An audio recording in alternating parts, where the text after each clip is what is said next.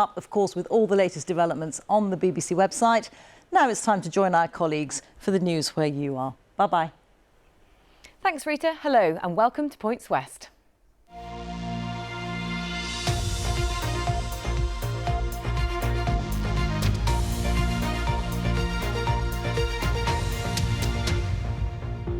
Good afternoon.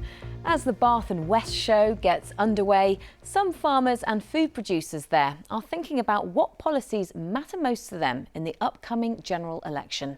The three-day Bath and West is our region's biggest agricultural event. And among lots of other things, from livestock parades to show jumping, it's also a chance for those who work in the industry to get together and discuss what they want from the next government. Here's our business and environment correspondent, Dave Harvey.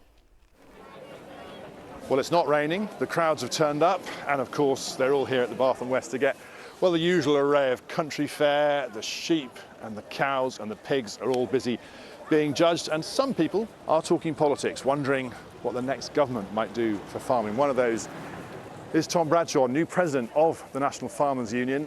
We've been talking to farmers. Obviously they're really been unhappy about the weather. New government can't change that, but what do they want?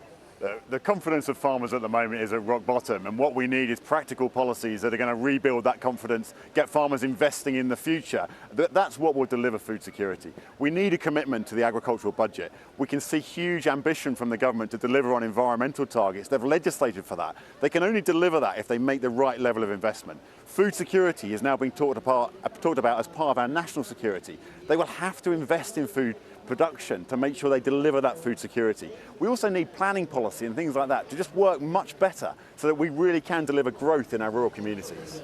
It's a big old list, but of course in an election they're also arguing about immigration, about the health service, about taxes. Do you think the voice of farmers is going to be listened to in this election?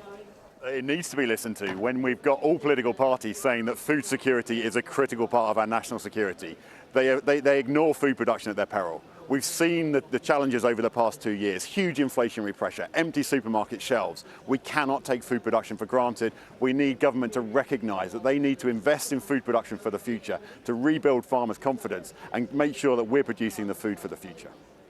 Big list there. Tom Bradshaw, thanks very much indeed, and good luck getting that voice over to the candidates. Lots more going on today, not least the Dorset Axeman on BBC Points West tonight at 6:30. But for now, this is Dave Harvey at the Bath and West Showground. In the week leading up to the 80th anniversary of D-Day, veterans from across the West have been sharing their memories in a special programme.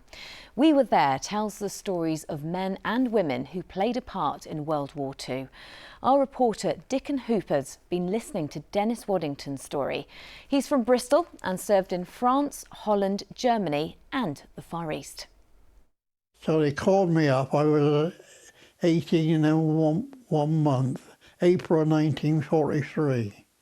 And I went to the infantry training centre at Colchester. We got posted to the 12th Battalion Devonshire Regiment. These pictures take you right in among the men who are putting Dunkirk. The Devons crossed the Channel on D-Day. Dennis the day after.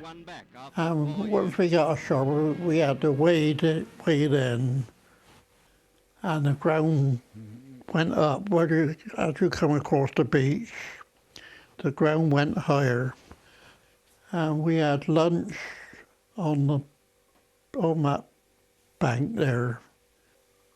Took it at it, unfolded like.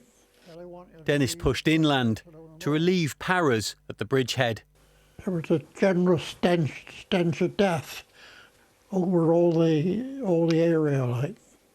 Injured by a mortar, he returned to England before serving in Belgium, Holland and Germany. And we come under fire before we reached the village.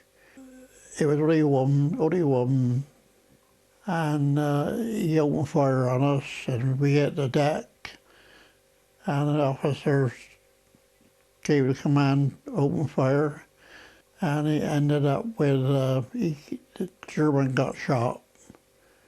After VE Day, Dennis went to India, Malaya and Hong Kong, and he hasn't forgotten any of it. Well, you know, I mean, it's just happening, that's it. I mean, it's something you don't forget. Dick and Hooper, BBC Points West. And you can hear more of Dennis's story and the experience of others too on the BBC iPlayer documentary called D-Day 80, We Were There. The Greens have used Bristol to officially launch their general election campaign. The city is a top target for the party. It follows their success in the local elections, with the Greens now leading the council. Our political editor Paul Baltrop has been at the event just off Park Street. The Greens have come to St George's on Brandon Hill to launch their national election campaign. It's actually the second time in a matter of months that they've chosen Bristol as the venue to launch an election campaign. They were here back in April before the locals, and that led to considerable success in Bristol, where they won the most seats on the council. The city now has a Green leader, something which they made a lot about during the initial rally. From here in Bristol to councils across Waveney Valley, and from Newcastle to Hastings, Greens are on the up. They want to now build upon that local election success, and particularly in Bristol Central, which is their top target. The party's co-leader, Carla Denyer, a former Bristol councillor, is their candidate. They're hoping she will become an MP to follow in the footsteps of Caroline Lucas, who until recently has been the Brighton Pavilion MP. The point about voting Green is not just, you know, the warm feeling of voting with your heart, but it's actually a very pragmatic and strategic thing to do, to ask yourself what kind of Labour government do you want? And if you want one that is going to be bolder and braver and better, then the way to do that is to make sure that there are at least a handful of Green voices in that next Parliament. The Greens will, of course, be standing candidates throughout the West Country at this general election, but their big push, undoubtedly, is going to be here, Bristol Central. Now, Labour currently hold the seat. They will be fighting very hard to hold on to it. Their MP, Thangham Debonair, has been around for many a year, has fought off the Greens before, and they are confident that they can do so again. They say that what happens in local elections is different to what happens in a general election. We will, of course, find out on July the 4th. Thanks, Paul. It's half term, so time to have a bit of fun. Weather's a little cloudy, but not too bad, so perhaps some of you might be getting the slip and slide out. Well, not to be outdone, the Lib Dem leader Sir Ed Davey was in Somerset this morning having a go on a giant version at a farm between Frome and Shepton Mallet.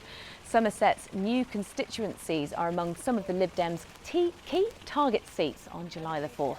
What a way to target them, eh? Staying with comedy moments, the hit West Country series The Outlaws is back on our screens tonight. Mischief and danger are what we can expect from season 3, which has been written and stars local comedian Stephen Merchant. It airs on BBC One at 9 o'clock tonight and is available on the iPlayer afterwards. Well, let's get some weather now, shall we? Ian's here.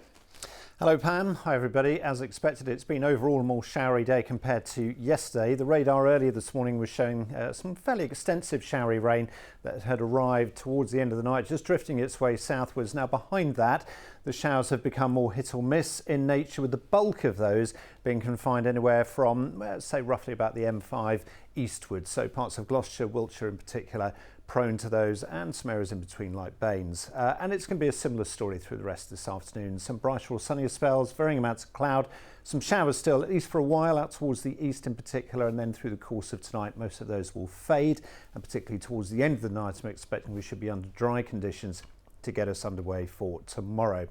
Temperatures will be not dissimilar to last night. Tomorrow then we'll still cater for a few showers in the mix. I emphasise few because with pressure building in from the west, conditions will be turning more settled. Sunny spells again, varying amounts of cloud around, temperatures lifting towards about the high teens. An improving picture towards the weekend. Thanks, Ian. Well, it might be a bit muddy at the Bath and West show, but I guess farmers are used to that, aren't they? That's it from us at lunchtime. Liz is back with you at 6:30 tonight. Hope you have a lovely afternoon. Goodbye.